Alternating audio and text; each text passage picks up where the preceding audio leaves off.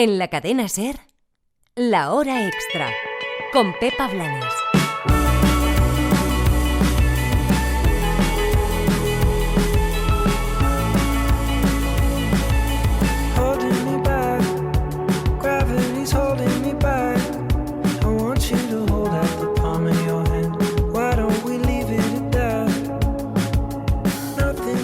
El auge del movimiento feminista ha afectado también a la ficción literaria y cinematográfica. Las autoras empiezan a ocupar espacios y a reivindicar a las pioneras, a aquellas escritoras que fueron obviadas o silenciadas por el canon.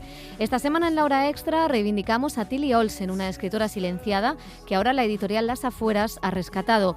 Uno de los ensayos del verano ha sido Silencios, con prólogo de la escritora Marta Sanz. Y me pareció deslumbrante porque encontré en estos textos de Tilly Olsen, ¿cómo te diría?, respuestas a preguntas que todavía nos formulamos las mujeres que nos dedicamos al oficio de escribir, y que ella ahí encuentra una respuesta racionalizada y encuentra una respuesta que es histórica, que es social, que es política, que es económica y que se vincula sobre todo al asunto de los cuidados.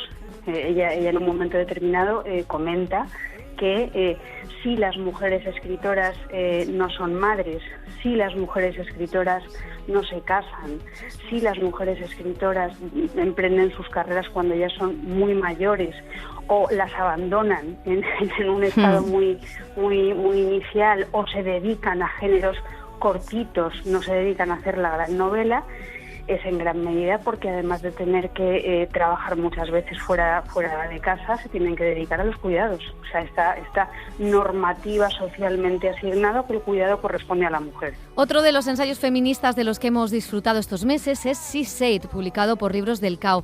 Es nada menos que el retrato de las bambalinas de cómo se gestó la investigación periodística que acabó con Harvey Weinstein, el productor de cine acusado de acoso y abuso sexual, y generando el Me Too, uno de los grandes movimientos sociales de las últimas décadas. Jodi Kantor, una de las autoras y periodista del New York Times, hablaba así en la cadena SER. Esta historia trata del poder de la verdad, sentenciaba la periodista en una entrevista, como decimos, que está en cadenaser.com. Llega al club con el combo, rápido, largo y lejos. Se pintaban los labios y la copa como espejo. Se acercó poco a poco. También la literatura escrita por hombres ha empezado a ahondar en el origen de los traumas masculinos, en el machismo y en las toxicidades. Esta semana tenemos 3 novelas que describen universos masculinos en ciudades como Valencia o Bilbao. Rafa La Huerta es el autor de Noruega, editada por Drasana, ganó el premio Lletra Ferit en 2020 y lleva cerca de 16.000 ventas en su edición en valenciano y 4.000 en la castellana, lanzada hace pocos meses. Un pequeño fenómeno que se adentra en contar un estado de ánimo, sin nostalgia, pero con memoria. Valencia es una ciudad con unas peculiaridades que para mí la convierten en un fenómeno narrativo y literario de primer orden. Es una ciudad grande, es una ciudad con una historia muy apasionante, con una gran historia detrás, pero a la vez es una ciudad como un poco ninguneada, ¿no? Es una ciudad que está ahí, que nunca acabas de verla del todo. Es una ciudad además que en el último siglo ha sufrido bastantes impactos, no tanto el impacto de la guerra civil, que no podemos olvidar que Valencia es la capital de la República cuando acaba la guerra civil, y eso de alguna forma el franquismo se lo hace saber, pero se lo hace saber además de una forma muy clara, en el sentido de que arrasa con todo. O sea, y cuando acaba la guerra, de alguna forma Valencia se convierte en un campo de concentración, y de eso apenas hay testimonios, porque lo hacen muy bien en ese sentido, arrasan. Y cuando se arrasa, lo que queda después es un limbo de desmemoria, o de una pequeña memoria oral que no acaba de cuajar, porque la gente que podría contar esas historias ya no están. La historia de una ciudad antes de la gentrificación, o en el momento en que empieza, un retrato de personajes que viven en los márgenes, que quieren redimirse, que pasan por el lado la ruta del bacalao, y que tiene muchas similitudes con otra gran novela aparecida en estos últimos meses, Un tal cangrejo, de Guillermo Aguirre. El autor nos retrata un Bilbao antes de su remodelación, con unos jóvenes perdidos. Pues Guillermo Aguirre, gracias por acompañarnos en La Hora Extra. ¿Qué tal estás? Hola, buenos días. Bien, aquí con vosotros, un placer. Bueno, el placer es nuestro hablar de un tal cangrejo, que es una novela que nos ha fascinado. por la forma de contar, unas vivencias, una generación, una ciudad también. Y lo primero, bueno, no sé si es un poco simplista decir que es una novela sobre el fracaso escolar de los adolescentes, pero son temas que están ahí y que yo creo que nos apelan, hayamos sufrido el fracaso escolar o no, apelan a varias generaciones. ¿Qué te lleva a contar esta historia? Bueno, como bien indicas tú, hombre, es una de las preocupaciones, ¿no? El fracaso escolar sigue vigente como una de las preocupaciones, yo creo, habituales en la población, y es verdad que nos ha acompañado a lo largo del tiempo, tristemente, con diferentes índices. Cuando mis personajes, digamos, se construyen, ¿no?, la novela, a finales de los 90 había un 29%. Ahora se supone que hay un 13 o algo así, pero también es verdad que cuanto más abaratas la educación o más fácil la haces o más fácil, las cifras se pueden ir cambiando, quiero decir, sin que por ello baje, ¿no?, ese tipo de alumnos que se salen de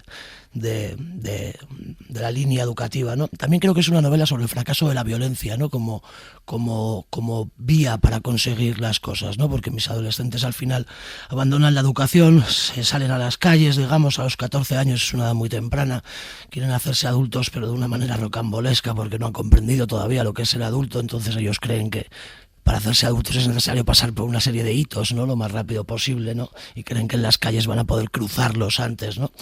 Y en ello, poco a poco, la violencia parece establecerse, digamos, como el mecanismo más normal, ¿no?, para conseguir aquello que desean. Pero es verdad que conforme la van agotando las vías de la violencia poco a poco y se hacen más adultos, ¿no? La novela va de los 12 hasta los 18 años de Cangrejo, van dándose cuenta de que la violencia al final no trae más que cierta dosis de culpa, ¿no?, y ciertos remordimientos que por un lado te hacen cambiar, pero por el otro también supongo que dejan sus marcas y sus huellas.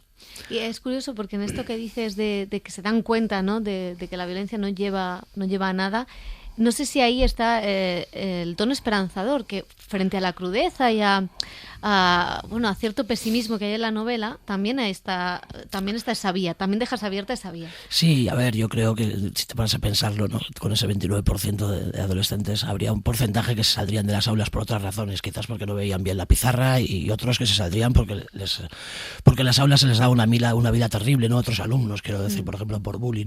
Pero dentro de ese 29 habría un porcentaje X, ¿no?, elevado, que se salían por las razones que yo digo, ¿no?, que es por las ganas de trotar por el mundo y cometer pequeñas delincuencias que mayormente la vida te puede al final, y la vida imprime. Además, estos se salen, ¿no?, se salen de la vía educativa para hacerse adultos lo antes posible, pero a través de una serie de errores porque no han comprendido bien el mundo adulto. Al final, cuando los adultos, al final de la novela, digamos, por fin les permiten acceder a su universo, ¿no?, y entran ellos por fin, porque los adultos también se enmascaran a lo largo de la adolescencia de los chavales, ¿no?, se presentan como sujetos perfectos, ¿no?, los padres, etcétera.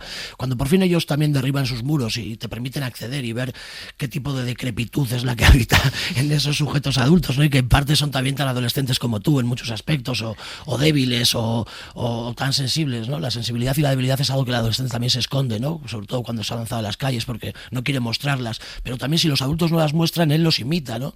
Entonces están imitando un mundo adulto, pero un mundo adulto falso, ¿no?, en las calles. Cuando por fin acceden al mundo adulto normal, se dan cuenta de lo que hay ahí, ¿no?, y la vida les puede y les hace reingresar, digamos, en la rueda con la normalidad habitual, ¿no?, en esa pequeña vida ya adulta que bueno, es más monótona, menos violenta, pero también está llena de rutina, que es algo que la adolescencia no tiene. Exactamente.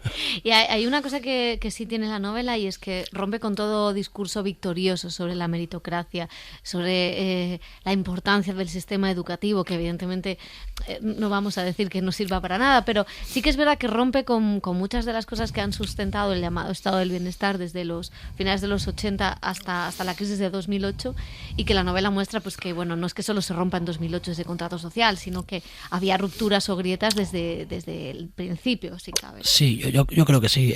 A ver, a finales de los 2000 es cierto que era más difícil percibirlas porque vivíamos en un entorno y en una sociedad bastante boyante, todavía no nos había tocado lo que nos tocó ya después, ¿no?, del 2000 y sobre todo a través del 2008. Pero es cierto que ya se ve en la novela, digamos, que el recorrido normal que se había establecido para la educación no siempre tenía que ser o tiene que ser porque es la única vía. Y además yo creo que también se ve en la novela lo torturada, ¿no?, que estuvo, digamos, los otros recorridos paralelos, por ejemplo la FP, ¿no?, que es algo que en los 90 todo el mundo tenía que ser universitario. Luego hemos descubierto que ese sueño no era más que una vasija en cierta medida rota, porque tampoco te llevaba a donde querías, y probablemente la FP haya llevado gran parte de mis amigos que primero empezaron a ganar dinero pasaron por la FP. Pero es cierto que para eso hubiera estado bien que los adolescentes llegaran a una FP que quisieran, ¿no? Y por ejemplo en nuestra época, a finales de los 90, había una cosa que se llamaba el PCPI, que era un módulo previo a la FP, ¿no?, para aquellos que no podían acabar con la ESO, y allí te enviaban al que más les saliera de las narices a ellos. Quiero decir, no dependía de tus gustos, de si te iba al mecanizado, por ejemplo, dependía de si había hueco. Y ojito con el tema, porque te mandaban a uno de comida, y la comida no se tira, se envuelve luego y se vende en tiendas. Y estos chavales estaban todo el día escupiendo en la comida, quiero decir, a ver dónde les metes, porque te pueden envenenar si no les gusta el lugar al que los has mandado. Pero sí, yo creo que hay recorridos paralelos que han sido maltratados y que quizás nos hubiera ido mejor si los hubiéramos tratado de una manera con más delicadeza. Hay un hecho que vertebra la novela y no sé si de alguna manera muestra un cambio generacional. Es esa violación que aparece. Claro, ¿por qué decides que debes meter este elemento? Y no sé si también al meterlo te has dado cuenta de un cierto cambio de masculinidades a lo largo de la década o no. Tengo la sensación de que en los adolescentes no es el caso. Creo que sí que en los adultos hay una teoría y la masculinidad ha cambiado en la etapa adulta, pero me temo que en gran parte de los adolescentes creo que es muy difícil porque están sobrellevados por una serie de pasiones y una serie de dificultades para el lenguaje o para contarse a sí mismos qué les está pasando por dentro, que les llevan a esta clase de casos. La violación para mí es un hecho ficcional al menos en lo que la novela tiene ciertos aspectos, digamos, autobiográficos. Es un hecho ficcional en lo que a mí se refiere. O sea, yo no lo viví ni estuve presente. A mí me venía muy bien para me parece que es un crimen que se da muy a menudo en las aulas, porque además lo he leído también en textos más antiguos. O sea, se lleva dando a lo largo del tiempo. No es extraño que los chavales intenten esa vía para saldar sus necesidades, y me venía muy bien para causar una culpa primera, ¿no?, digamos, en Cangrejo, que le permita luego ir sintiendo poco a poco haciéndose consciente de dónde ha estado y de lo que ha ocurrido, y poco a poco ir salvándose, digamos, o reconstruyéndose a través de esa culpa original, ¿no? Además me parecía un crimen que hablaba mucho de esos manejos más masculinos, de esas masculinidades que había por entonces y que creo que se siguen dando, pero vamos, de esa educación que hemos percibido, ¿no?, que había por encima, que era la violencia está muy ligada a lo masculino, está claro, ¿no?, la violencia física sobre todo. Al inicio de la novela, antes hablabas de la violencia, sí que se describe un mundo casi sin adultos, donde los adultos no entraban, ¿no?, sin política, pero después sí van saliendo, ¿no?, va saliendo en la elección del colegio. Se habla de colegio concertado, colegio público o privado, pero sobre todo está la violencia de ETA. Yo creo que, yo no quería centrar la novela en ETA, porque además creo que se está dando bastante literatura sobre el tema. Quería dar otra perspectiva, ¿no?, del Bilbao al menos, también porque mis adolescentes se salen un poco de lo político, porque no son sujetos políticos en la medida en la que son incapaces de imaginar un futuro de algún tipo, quiero decir, y para eso tienes que ser un sujeto político. Los míos han fracasado en los estudios, todo el mundo les ha dicho que habéis fracasado, y entonces se piensan que están casi en el holocausto, ¿no?, en lo nuclear, quiero decir, ya lo hemos echado todo a perder. Pero es verdad que en algún momento dado se hacen algunas apreciaciones al respecto, porque sí que creo que la idiosincrasia, digamos, de allí es probable que hubiera de fondo, digamos, algunos traumas dentro del aparato social que hicieran que estuvieras más alerta sin darte cuenta, más nervioso o más tenso, ¿no?, en ciertos aspectos, y creo que eso sí que estaba de fondo. También creo que ciertos aspectos de la masculinidad malentendida por allí pueden estar bastante ligados al comportamiento, esto de que hay que ser más chulo que nadie, esto de que, quiero decir, es algo que también son tópicos del norte, pero también los adolescentes crecen en torno a esos tópicos y se los toman al pie de la letra. Bueno, entonces, aunque ellos no fueran sujetos políticos, no podía obviar el hecho de que todo eso estaba debajo, ¿no?, en el aparato social del País Vasco. Oye, y hay una cosa curiosa que es también cierta comparación o contraste con la generación de los padres. Claro, es una generación que viene de la transición, que viene de otro momento, frente a un cierto nihilismo que parece, decías tú, estos chicos no eran sujetos políticos, pero sí que de alguna manera en la parte más de ensayo que metes ahora hablaremos de la estructura estructura de la novela, sí que está esa pullita, no sé si es una pullita, pero sí que está esa mirada. Sí, no sé en qué medida también se traslada desde el presente hacia el pasado, quiero decir, no sé en qué medida estaba en nosotros o estaba en aquella generación o está más ahora, y entonces inevitablemente ese nihilismo, ¿no?, que cada vez parece estar más presente. Yo no sé los adolescentes de ahora, pero en fin, la sensación para ellos tiene que ser todavía muchísimo más nihilista en términos generales, lo que les ha quedado y entonces sí, bueno, la transición a fin de cuentas fue una promesa, ¿no? Y también era una promesa de un mundo mejor hecha por nuestros padres, y yo creo que los adolescentes en muchos aspectos eso no lo han percibido, y ahora ya con el cambio climático también la novela tiene algo de posapocalíptico, que yo creo que viene más desde el presente que no estaba tanto en ese momento, ¿no? Y me viene más desde la mirada del presente, porque sí que creo que si yo ahora fuera adolescente estaría bastante impactado por decirlo de algún modo, pensando que ya se ha ido todo al garete otra vez y que, en fin. También tendrías un Bilbao de postal, ahora mismo. Ahora mismo sí. No tendría el de la novela, que fue un Bilbao fantástico para nosotros, en eso tienes razón, es un personaje más, y allí estaban pensando en ponerlo bonito, pero mientras lo estaban poniendo bonito, a nosotros nos dejaron un patio de recreo estupendo para entrar en las obras, para colarnos en los sitios.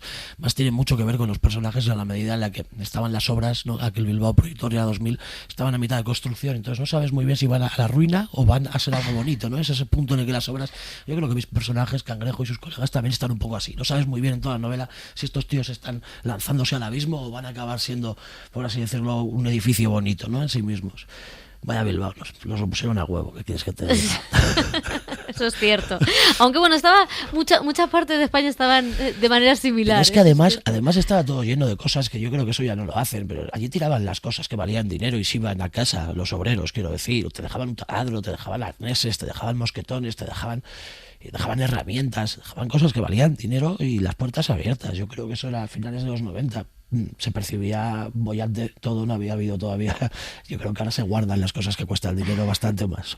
Y ahora sí, vamos a hablar de la estructura, porque es verdad que hay un narrador que nos lleva por esas andanzas de Cangrejo, pero también hay una serie de voz que no sé si es un poco la del autor, que contextualiza, como decíamos. Y siempre hubo tres tramas, ¿no? La central, que es casi una novela al uso, ¿no? Con un narrador en tercera y vamos viendo la historia de Cangrejo y vamos viviendo sus peripecias. Un narrador en tercera que, por otro lado, uno duda hasta qué punto no es Cangrejo viéndose a sí mismo, ¿no? Es un narrador en tercera bastante cercano a él desde el tiempo, ¿no?, desde la distancia.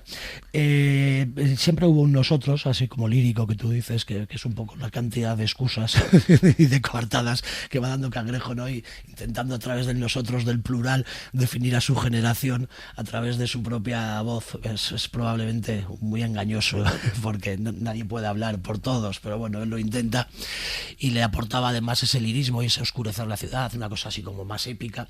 Y las entrevistas surgieron al final, si es verdad, porque quité una trama previa que no funcionaba, y entonces dije, vamos a ver, ¿por qué no he hecho mano de...?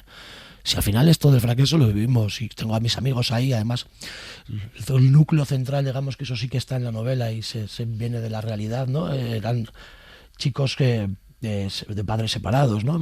Los dos que hablan, ¿no? Beni y el persa, ¿no? Y de paso doy paso también a esas madres que nos educaron a solas y que se vieron prácticamente, pues eso, colgadas con un niño a la espalda, y me parecía que aportar esa voz nos daba la posibilidad de hablar un poco de la educación de los padres y también de dejarles a ellas ese espacio, porque la novela tiene mucho, como tú has dicho, de masculinidades erróneas y entonces me parecía también que faltaban voces femeninas dentro de la obra.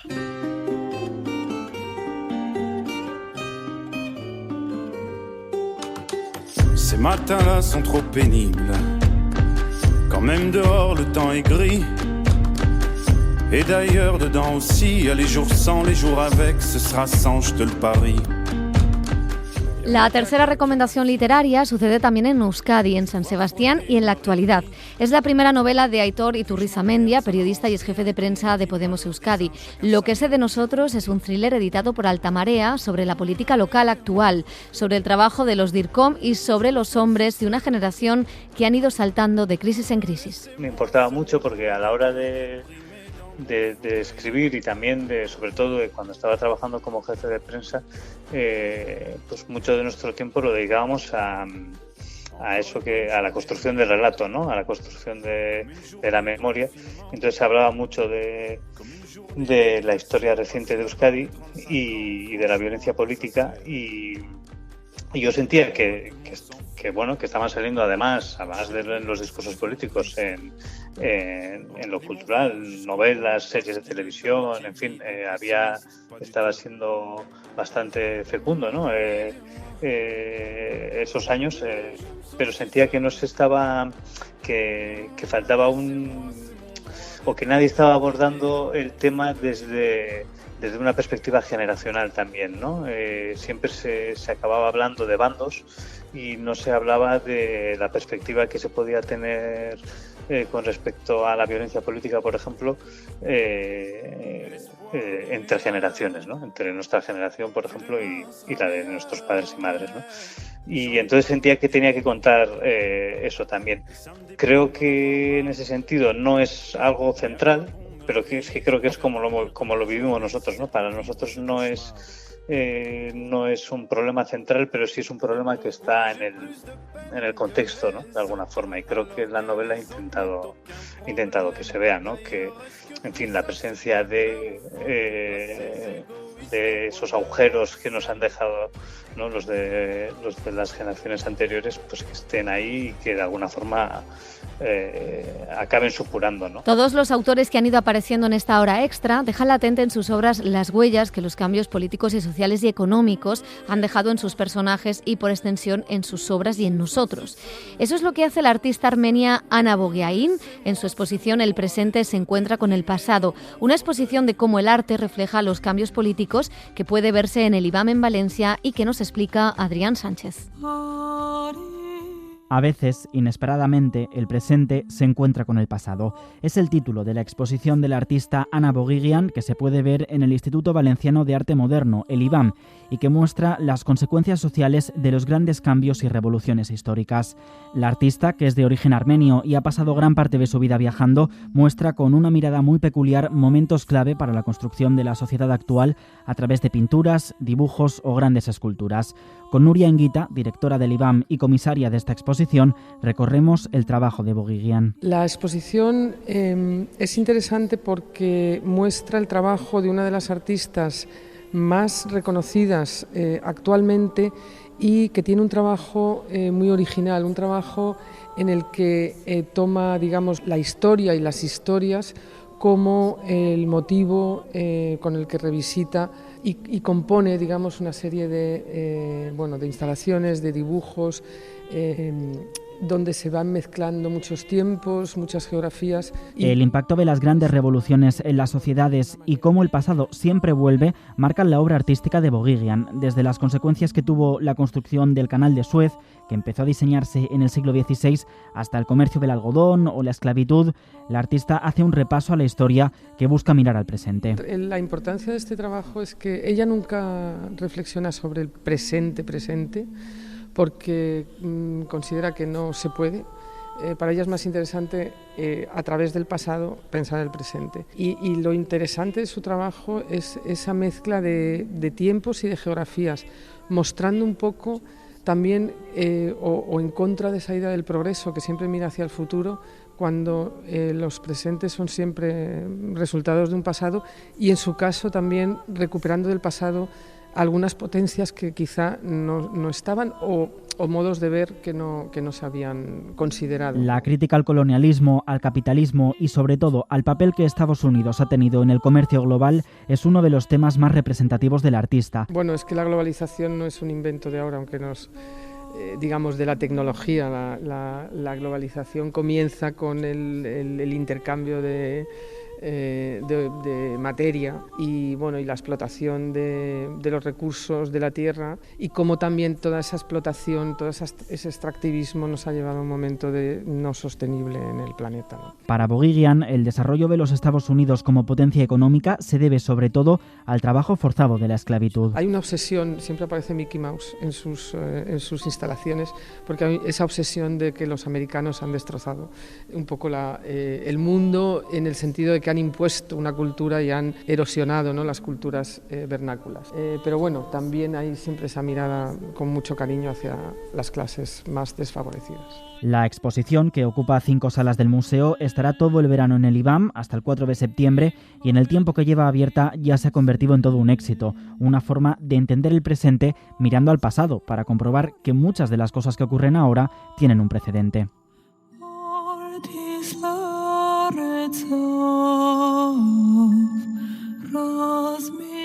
Detrás de exposiciones como esta hay toda una legión de trabajadores y trabajadoras que se encargan de montar y desmontar cada muestra. Algunas son más complejas que otras. Esta semana nos hemos acercado al Guggenheim de Bilbao y a la exposición que comisaría Norman Foster, Motion Autos, Art, Arquitectura. Los coches, por primera vez, han copado las salas de este museo. Por eso Isabel León nos cuenta cómo se cuidan esos coches, qué protocolos exigen y qué nivel de delicadeza en su mantenimiento tienen en comparación con los cuadros.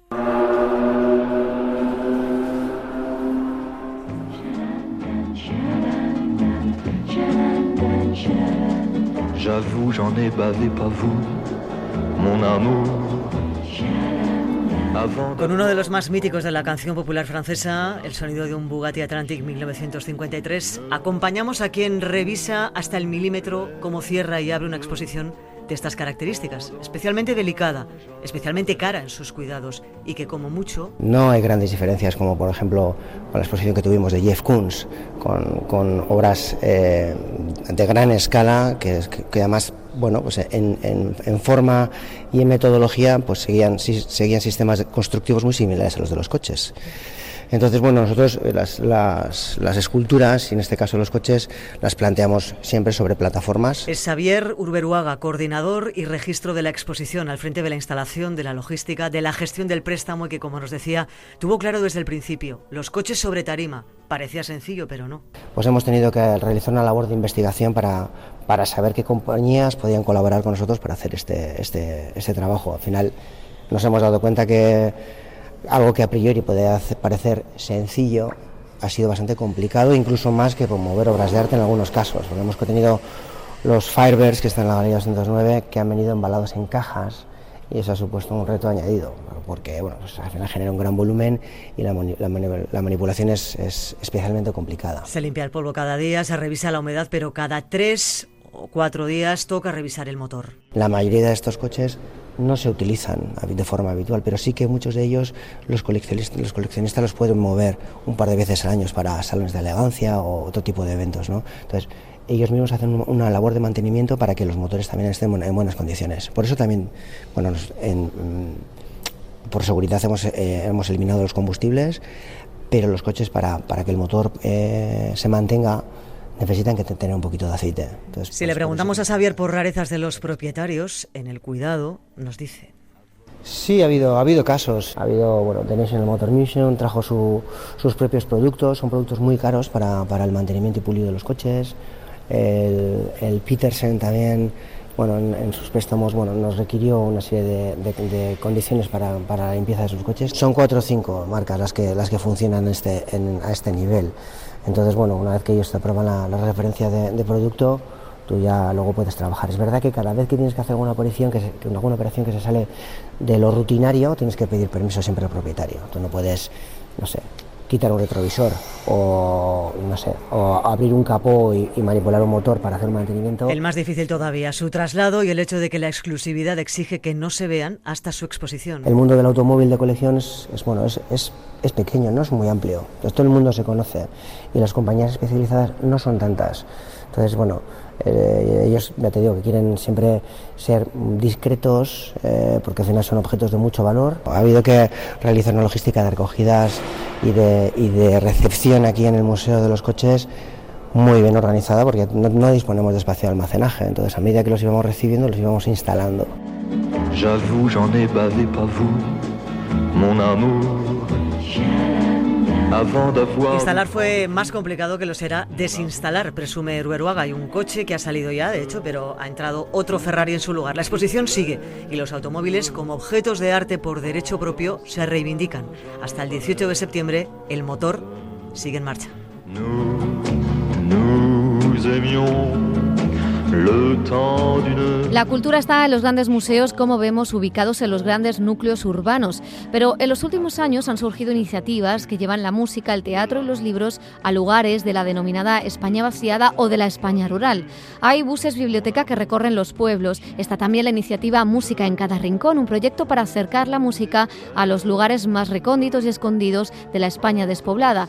Y también tenemos teatro sobre ruedas, emulando esa tartana de cómicos que en tiempos de Lorca representaba los espectáculos de pueblo en pueblo. Sonia Ballesteros.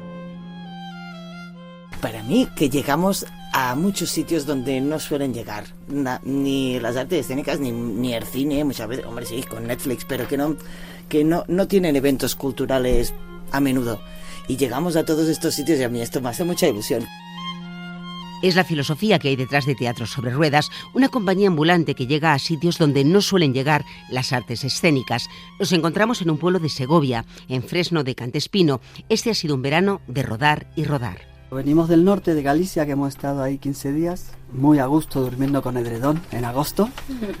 Y ahora vamos a Santa Fe, a Granada. Haremos un cabaret de payasas, con payasas también de la zona de Granada. Incorporar en su espectáculo a artistas locales forma parte de este proyecto para generar un vínculo con los ciudadanos y con los artistas del lugar. Hoy, en el punto más elevado del pueblo, junto a la ermita, han instalado la tartana, una caravana de color rojo y un pequeño escenario rodeado de gradas desmontables. Nos espera Iván, gerente y organizador, que nos cuenta cómo surgió la idea de Teatro sobre Ruedas. Como en Madrid es muy difícil poder tener un sitio, bueno, por alquileres y tal, pues surgió la idea de tener una caravana teatro. Y programamos todo lo que tenga cabida en este escenario. No nos cerramos a nada, ¿sí? Nos gusta mucho la música, el teatro, el circo.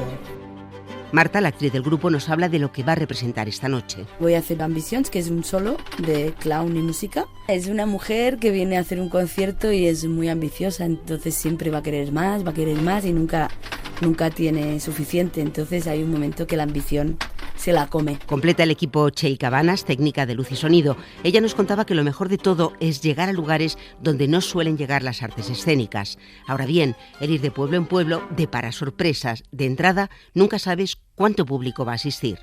Nunca se sabe, puede ser 5, 10 o 50. Hay cosas, por ejemplo, que la piscina cierra a las 8 y entonces, claro, la actuación es a las 7:30. Pues ahí no va a venir mucha gente. Pero el público tampoco sabe lo que va a ver. Pese a ello, a la hora prevista, sobre las 8 de la tarde, los vecinos fueron ocupando y llenando las gradas y durante 50 minutos la función atrapó la atención de todo un pueblo que ha reído, participado y aplaudido este Teatro sobre Ruedas. Muy bien, de verdad. Esto es muy interesante y está muy bien. Mucha suerte y mucho triunfo. Ha estado bastante bien, la verdad. Nos ha encantado. Además, todo lo que llevan por los pueblos es una pasada de chulo.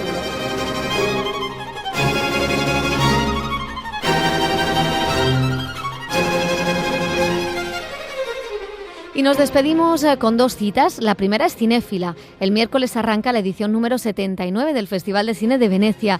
Es una edición en la que predomina el cine de Hollywood, como Don't Worry Baby o White Noise, y el de Netflix, como Blonde, la polémica biografía de Marilyn Monroe con Ana de Armas.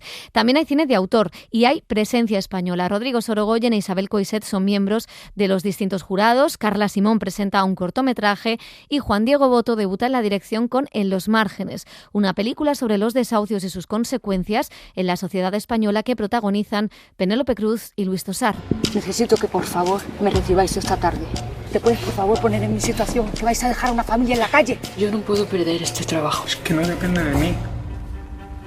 Pues vámonos antes de que venga. Que me echen, que está en mi casa. Y la otra cita es esta madrugada, los MTV Video Awards, donde Red Hot Chili Peppers recibe el premio de honor y donde podría ganar Rosalía, mejor canción con Bizcochito. Nos vamos, volvemos la semana que viene. Gracias a Carlos Nicolás, que ha estado en la dirección técnica, y a todas y a todos ustedes por estar ahí. Adiós.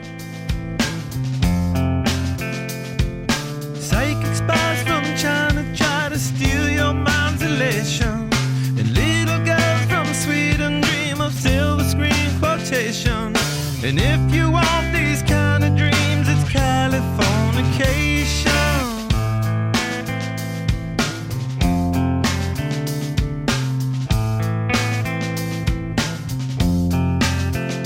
It's the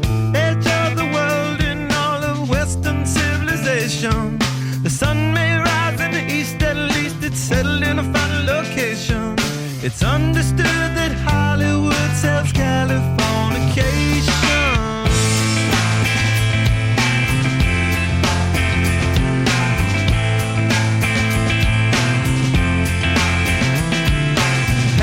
Sergeant Barrow, while to break the spell of aging. Celebrity skin, is this your chin or is that war you're waging? Firstborn unicorn, hardcore softcore. Dream of Californication. Dream of Californication.